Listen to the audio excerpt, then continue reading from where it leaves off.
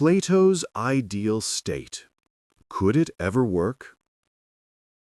The pursuit of the perfect society has been a persistent thread throughout human history, and few visions are as compelling or as controversial as Plato's ideal state, meticulously detailed in his magnum opus, The Republic.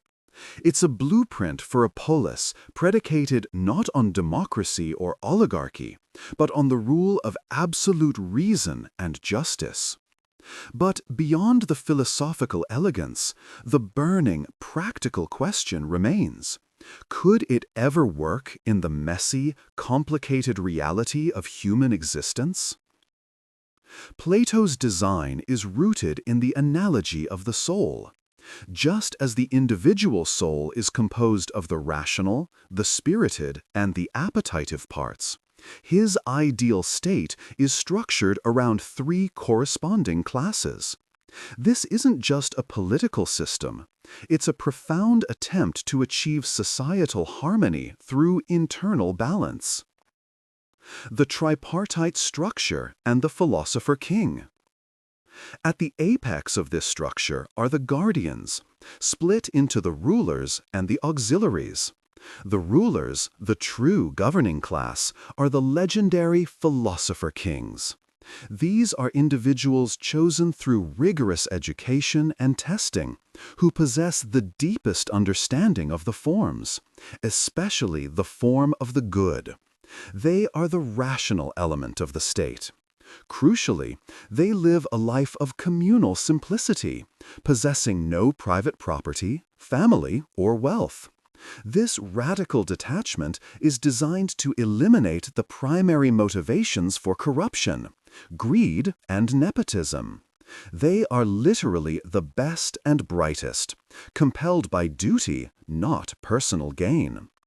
Below them are the auxiliaries, or soldiers, who embody the spirited part of the soul. They are the courageous protectors of the state, also living communally and educated intensely in gymnastics and music to cultivate a fierce but disciplined spirit. The largest class is the producers, farmers, artisans, merchants, who represent the appetitive part. Their role is to generate the wealth and material goods necessary for the state's survival. Unlike the guardians, they are allowed to own property and pursue private lives. The education system, a forge for virtue. A non-negotiable component of Plato's vision is the universal, state-controlled education system. It's not about job training, it's about character formation and the discovery of natural aptitude. Up until the age of 20, all children receive the same education.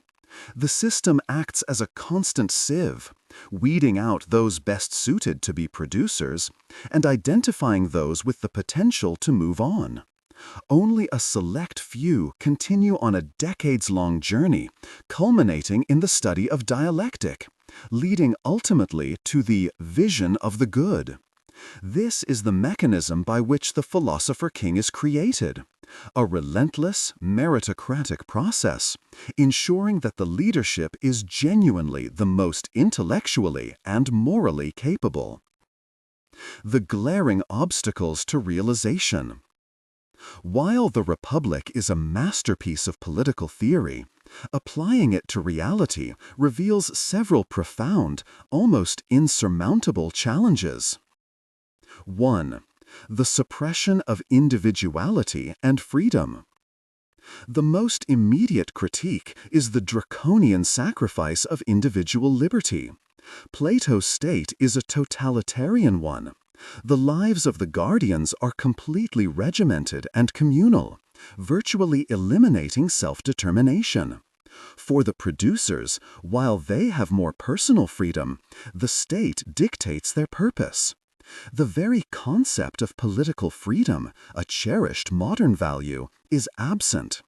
Plato's system values the collective good, the harmony of the whole, over the freedom of the individual.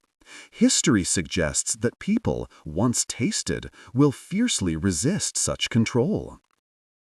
2. The fallibility of the philosopher king.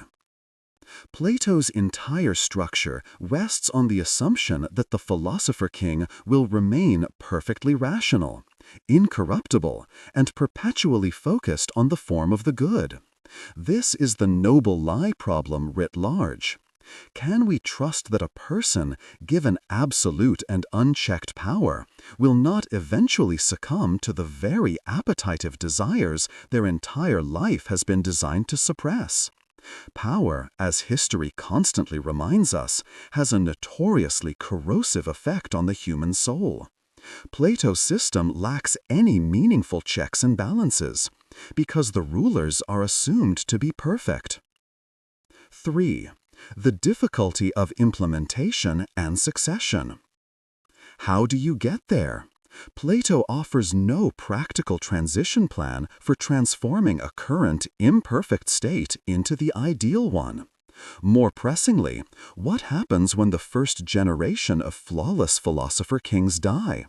The next generation is educated by human teachers, is subject to human flaws, and must be selected by imperfect predecessors.